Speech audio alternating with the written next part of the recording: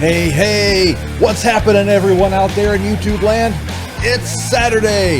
You know what that means. Time for another jam-packed episode of ABW Detonate right here on YouTube. I am the old school AB, being joined once again by the bard of the boiler room, the deacon of distressity, the pontiff of pain himself, one and only, Kind Man, how the hell are you today, my friend? I'm doing just fine. Warm in the boiler room with a heat wave going on, but I'm here, ready to go. Isn't it always hot in boiler rooms? Top 5 list for the crowd. There you go. Isn't it always hot inside boiler rooms? Yes. Okay. But when it's also 95 degrees outside, it's even hotter. Indeed it does. Indeed it does. All right. Well, we have a fun episode lined up for you guys today. We're going to get back to format a little bit, and we're going to do a couple of point topics, and then we're going to get into a Kind Man top 5. I know you guys have been missing the Kind Man top. I have been missing the Kind Man top 5. I need to know. If I don't have my weekly dose of top 5 lists, I don't know what to do. This is a good one. I start rocking in the corner in the fetal position.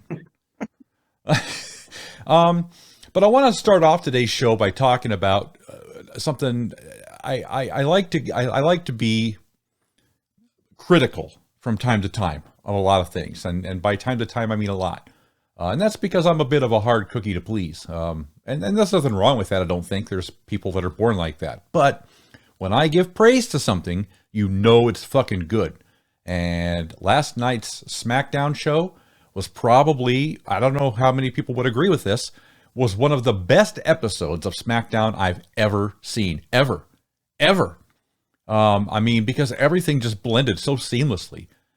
You can tell Triple H has been working on this for a while, and I think last night's show was the first time that he got it to click, at least for me, on all cylinders. You open up the show with CM Punk, and I'm a happy camper anyway, but this was a case where we got CM Punk plus Paul Heyman, and we got the little reunion there, which I'm always a fan of watching reunions between two old friends like that.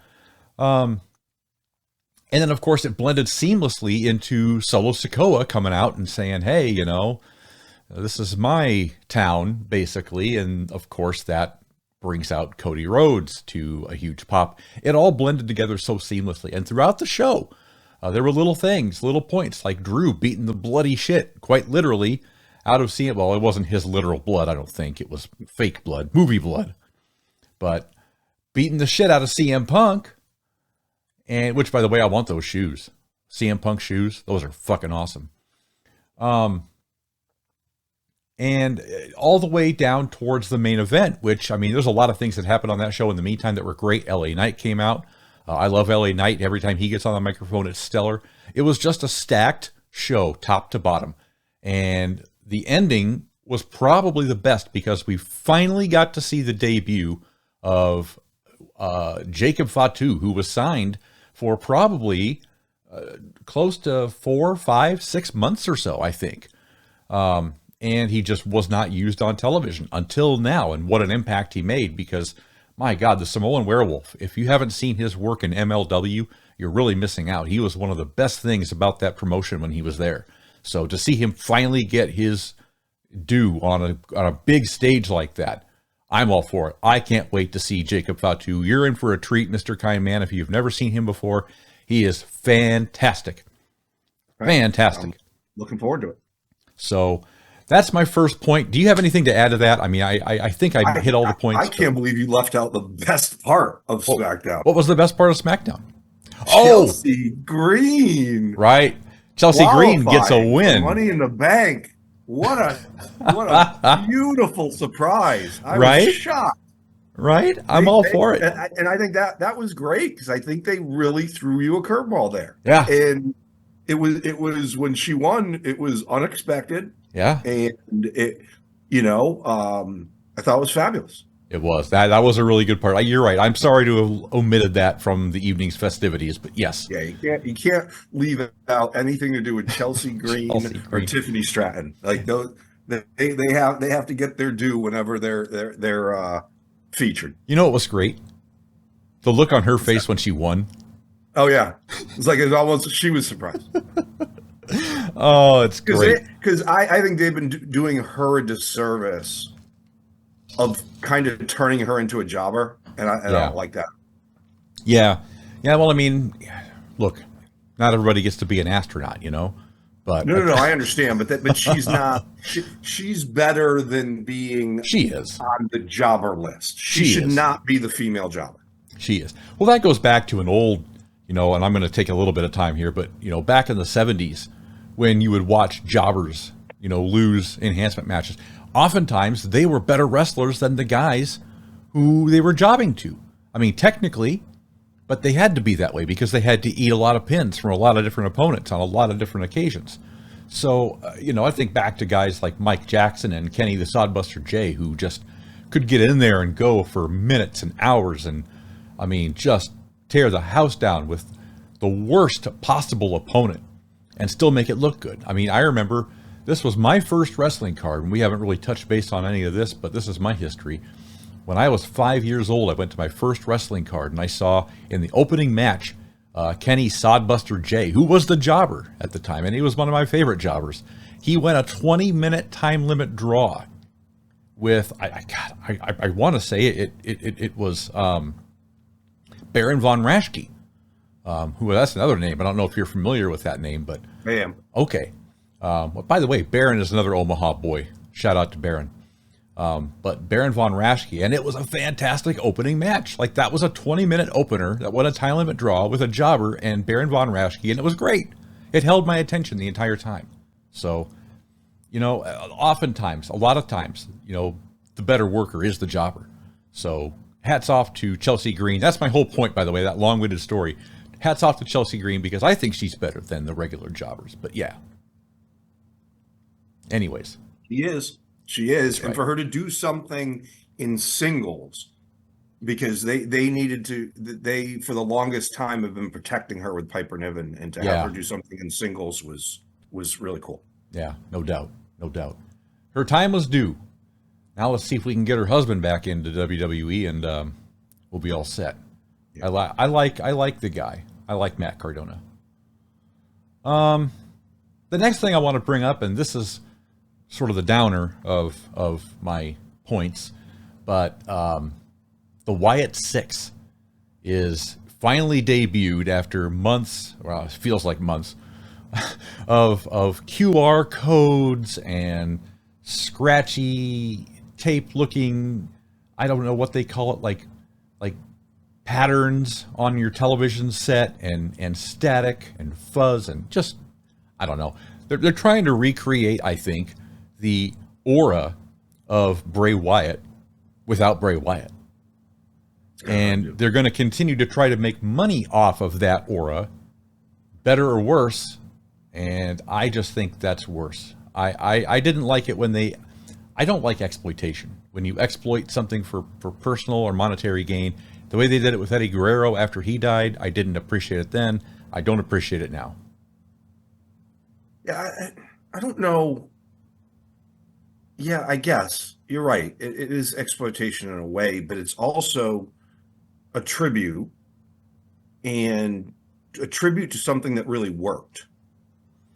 And I'm not saying this is going to work by any stretch. No, but I don't think it's going to work.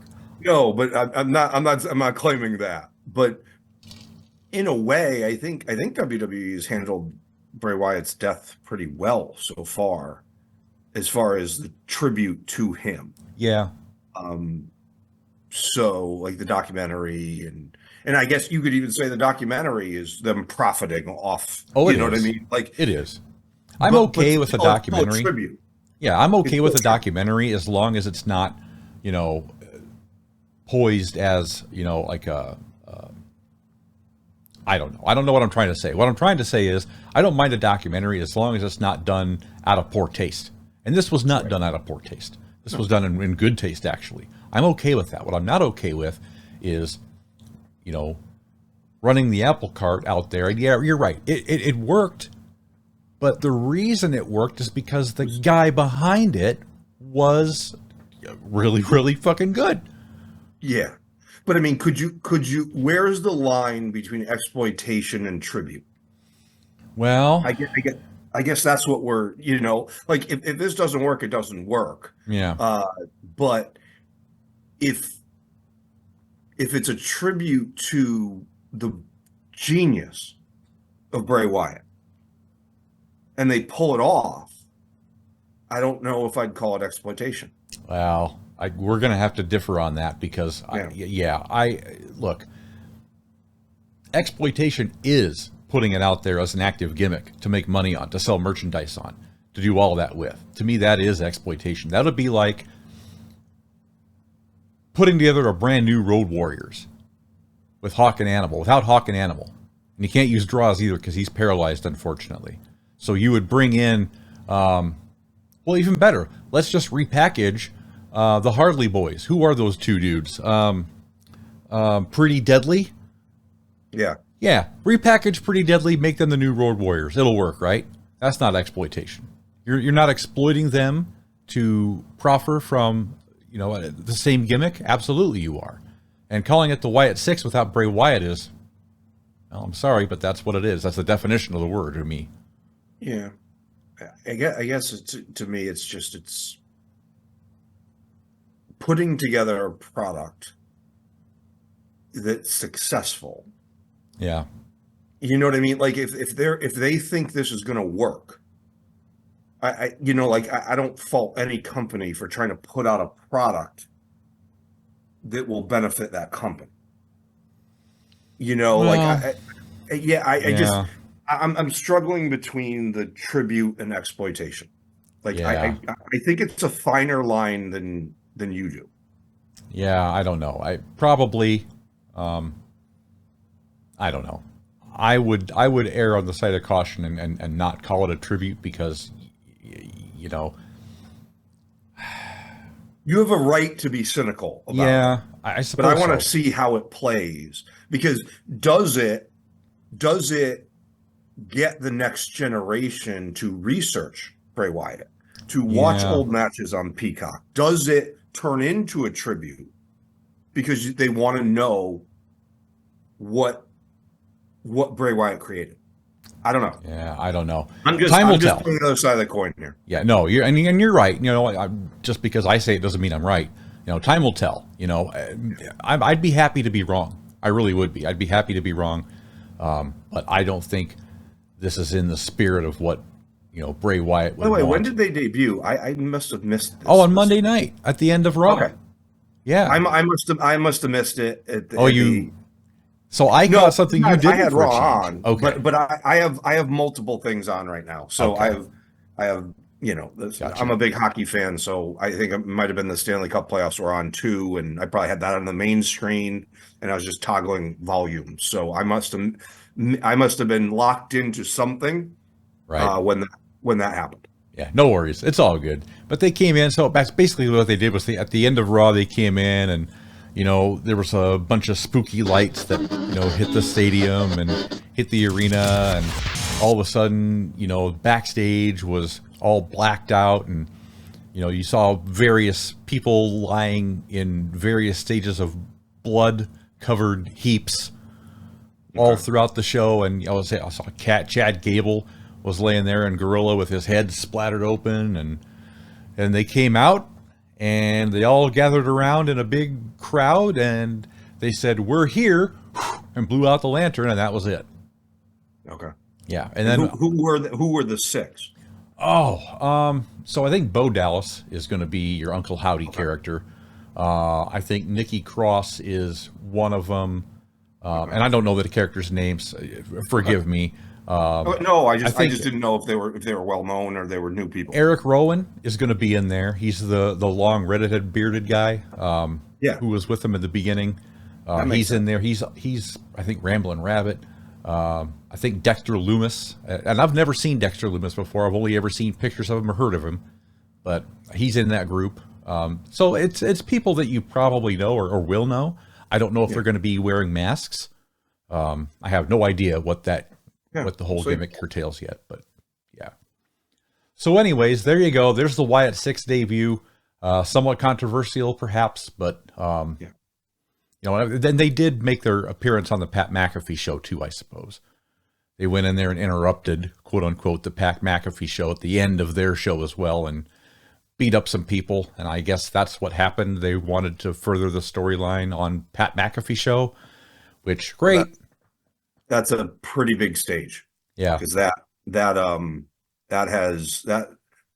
they got some viewers on the Pat McAfee show. Yes, they did. That dude. I don't know. That dude. How does he get people to listen to his show? What's that? How does he get people to listen to his show?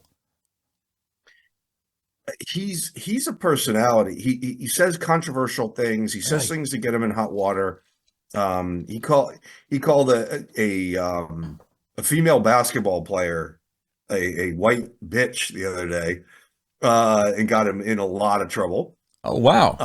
He's found a way. Here's the genius of Pat McAfee. He has found a way to get on ESPN, which is a Disney company. Yeah. Okay. And get the okay to swear on the air. I don't know how he did it, but he was like, listen, you want my show on the fucking thing? We're going to swear. We're gonna, Yeah. The only thing I don't like about his show is it's got too many voices. He's got like 12 people in the studio. And when they have guests on, like 12, like everyone's asking the guests a question. Like, it's like, okay, there's just too many voices there. Yeah. I mean, Pat McAfee's the main voice, but he's got a lot of, and self-proclaimed, he's got a lot of stooges, there. That's the word they use to describe him. Right. Anyways, let's move on to my next topic, and then I'll turn it over to Kai Man's top 5. I've been watching this series on Vice TV. I watch a lot of Vice TV. I love Vice TV because they do so many great things. I was watching a show, and you might appreciate this. I don't know if you're a sports fan and a video game guy, I think. Do you remember the NBA Jam video game back in the 90s? Oh, yeah. They did a show on that, like Icons Unearthed NBA Jam, and I was watching that the other night, and I was like, this is fantastic. I got to watch the whole series of this now. I'm telling you, Vice is the way to go. Vice is the new shit. He used to do like 1080 dunks, right? Monster Jam. Yeah. Yeah. My feet were on fire. Yeah. Awesome. I loved it. Everybody loved NBA Jam. NBA Jam. Yeah. Everybody loved that. And I'm not a basketball guy, and I loved NBA Jam. Yeah. NBA Jam was. I was always one because I'm a big gamer and a big sports fan, and I was always a realistic. Like I loved sports games that were realistic versus cartoony. Yeah. But the two games that changed that were NBA Jam was one, and Nintendo Hockey was very cartoony, but it was so much fucking fun. Oh man, I never saw the latter, but I think everybody has. I would. Yeah, listen, hockey guy is a unique cat. Yeah, probably. Anyways, the last thing that I wanted to bring up was, again, this show on Vice I'm watching. It's called Who Killed WCW, and it's a $7 production. Basically, it's The Rock. His production company is putting this 4-part miniseries out, 4-part docuseries, I guess. And they're trying to get to the bottom of, in this documentary, who killed WCW. Well, I'm going to give you guys, episode 4 hasn't dropped yet, but I'm going to give you all a spoiler alert. Jamie Kellner. He was the guy in charge up in Turner who had the book and decided that WCW was not profitable and therefore did not deserve to be on Turner Networks any longer. He's the one who took it off the air. So, you can point the fingers all you like at, Eric Bischoff and Hulk Hogan and who else is responsible? Vince Russo. God. Well, that was a hard episode, watching episode 3 with Vince Russo. I hate Vince Russo. Fuck you, Vince Russo. Fuck you, Vince. I know. Fuck you, Vince Russo. You fucking almost ruined this industry. Fucking hate you to the day you die. Maybe it's the first name. It could be. Anybody named Vince is kind of a dick. Yeah, I don't know. But but no, just when I watched these old guys who 25, almost 30 years later are still bitching and moaning and bitching about the same things and not taking blame. And look, Bischoff can sit there and tell you that he's, responsible for X, Y, Z all he wants, but he's still passing the fucking buck. This thing is still, even 25 years later, still rife with inaccuracies and finger pointing to blame. I think Kevin Sullivan said it best when he said it was probably death by 1,000 swords. Everybody had their hand in. I like to imagine the death of Caesar, Shakespeare in the park. Et tu, brute, as they fall down. But I think you're going to see on episode 4 when it finally comes around, putting the strap on David Arquette, shitty idea. Probably did not help WCW or its loyalty with the fan base at all. And I know, and I was one of them, even back in the day, and this is a shoot, man. I tried to watch WCW in the year 2000. I think 99 was the last year that I could actually physically watch it, like get through a show without going, this sucks. But coming year 2000, I don't know. It was just that whole last year and a half. I could not watch a single second. I tuned into it. And then from the moment that it was on, I just tuned it out. I don't remember anything that happened on. It was on in the background, and that was it. I never watched it. I never watched a second of 2000's WCW. Couldn't tell you what happened. But that's, Was Sting still there? No, well, yes and no. He was still there, but he was under contract, but he wasn't wrestling a lot. Okay. He was kind of at the tail end of some personal issues that he had to deal with. But he did come back for the last Nitro. If he was there, I would have thought you'd be locked in. Oh, I would be locked in. If he was there, I would have been locked in. Absolutely. Yeah. And the segments that he was locked in, like, look, they tried to turn him heel in 99, I think. And that was for me, that was the first nail in the coffin for my fandom when they turned him heel, and it didn't work, because you're trying to have a heel Sting go up against a babyface Hulk Hogan in WCW.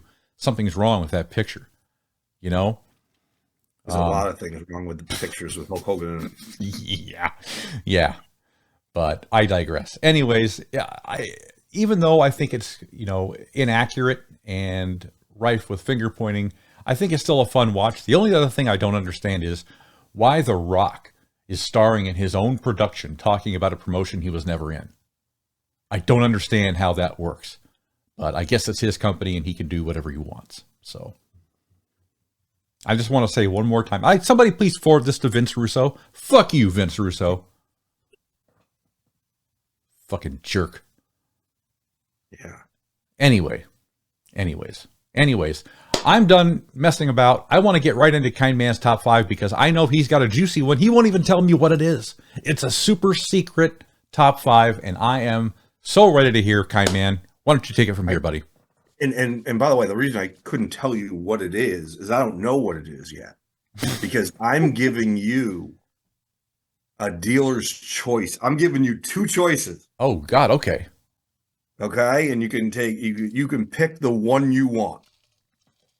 Okay. So I got 2 lists ready, and whichever one you want to hear today is what you got. So the first one is top 5, and this is a callback to earlier in the show, top 5 jobbers of all time. Okay.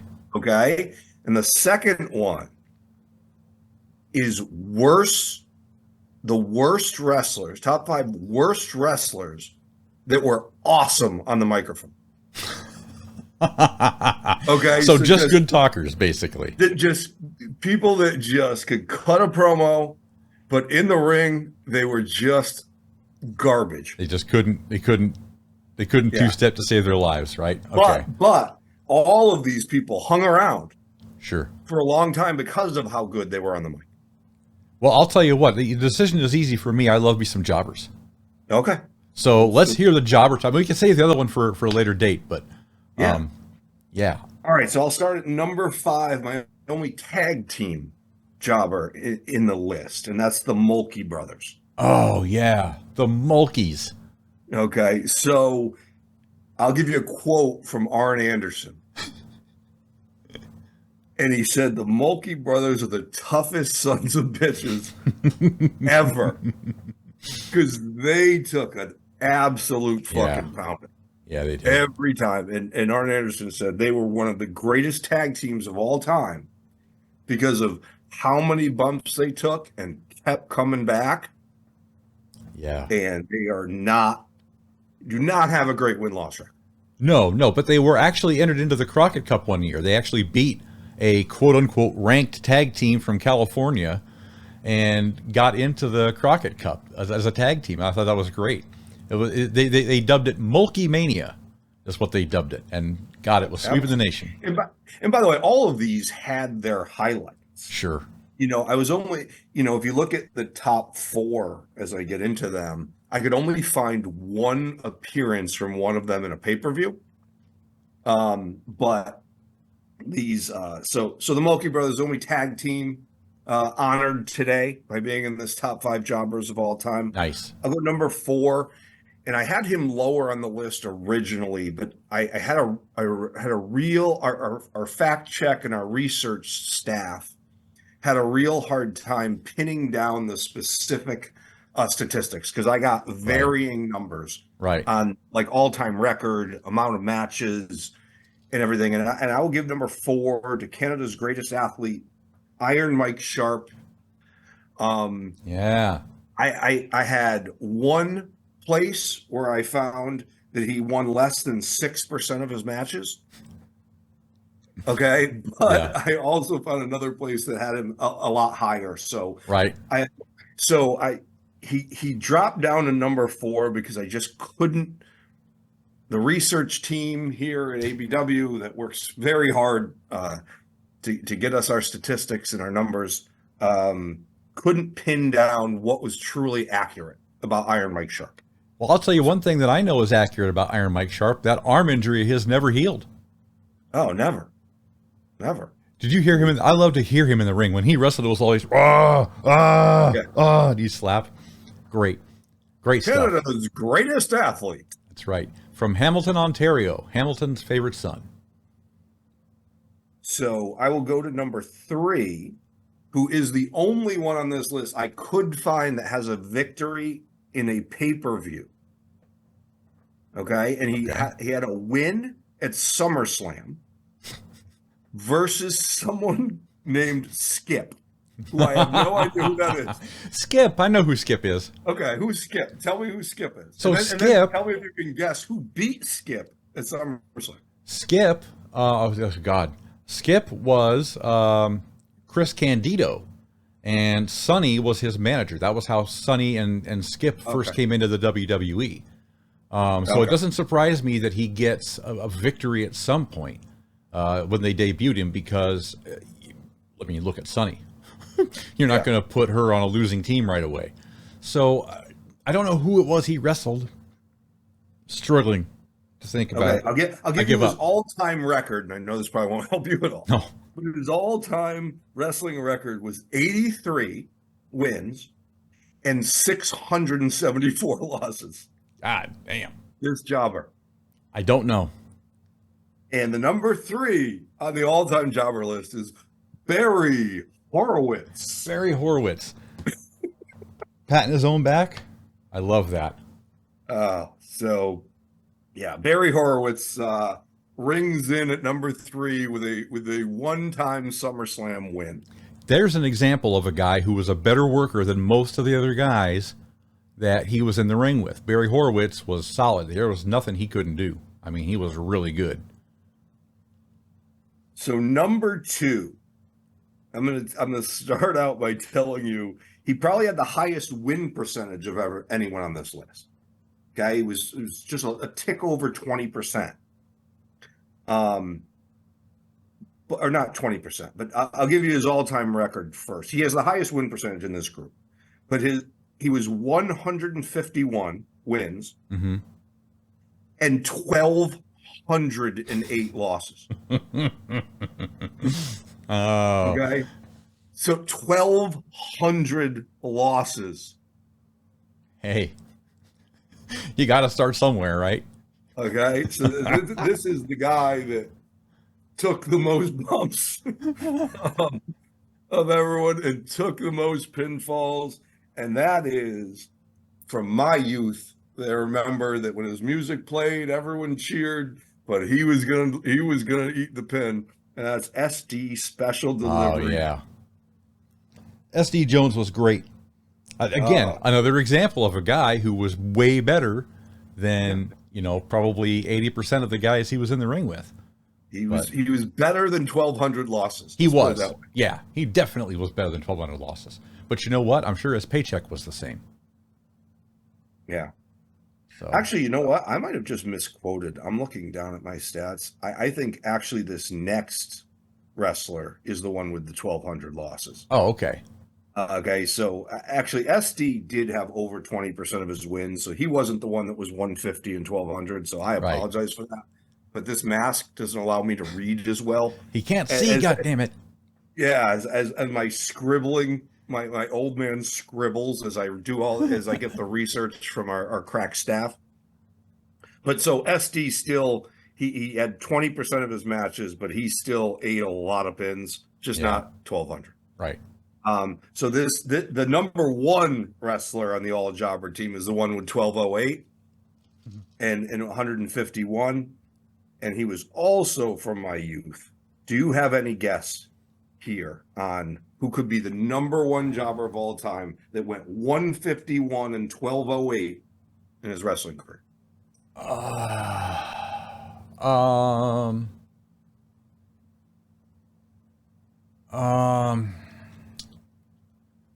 I'm trying to think. I would say Jim Powers. By the way,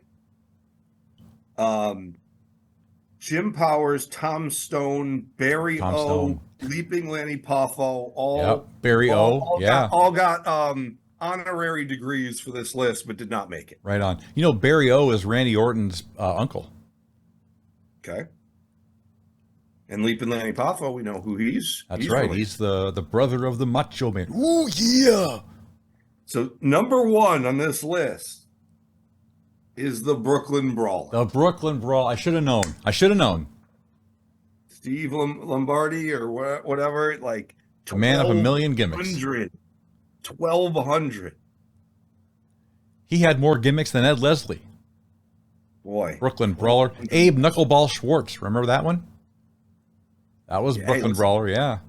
You carve out a nice little life for yourself with 1,200 losses in wrestling. Hey, he had a job for a long time. Yeah, no, that's what I mean. Like by the way, like I know there's a lot of road shows, and back then they were probably wrestling 6 nights a week, but 1,200 losses, that takes you some time. Yeah. So that's a long ways to go. There is the list. Brooklyn, straight out of Brooklyn. Straight out of Brooklyn. Number one. Well, there couldn't have been anyone better to be the number one spot. Pardon me. I think that was a fantastic list. Pardon me, excuse me. I would love to see anyone from your youth that maybe I didn't witness that you would add to that. I know we talked a little bit earlier. Yeah, I mean, I brought up Kenny Sodbuster J, who was always, in my humble opinion, and maybe because he was the first, good jobber I ever saw. But he always sticks out. He was a guy who probably didn't deserve. By the way, you know why he got the name Kenny the Sodbuster J? Is because he was Vern Gagne's lawn guy. Okay. You couldn't make it up. So that's how he got the name Sodbuster. He was out there rolling sod for Vern Gagne. Go figure. By the way, you know what wrestler actually started as a jobber and actually came to prominence? Matt and Jeff Hardy. No, well, they did. I don't remember them being a jobber, but remember when X-Pac? Oh yeah, Sean Waltman, Razor Ramon. Yep. He was the kid or something. Yeah, he was the Lightning Kid. And the Lightning Kid, and then they called him the 1, 2, 3 Kid. Yeah. After he pinned Razor Ramon. Yeah. But like that was probably the biggest shocker I've ever witnessed in wrestling when you're just remembering watching at that time, the bad guy who was killing it. Yeah. And then this little skinny, Dynamite Kid pins him, and everyone's just like, "What the hell just happened?" And then Um, that launched his start. I'm trying to think, and I'm doing your homework a little bit, and I believe I have a guy who was a jobber for old Jim Crockett Promotions, who I would put clear up there as, you know, great, and that his name is Mike.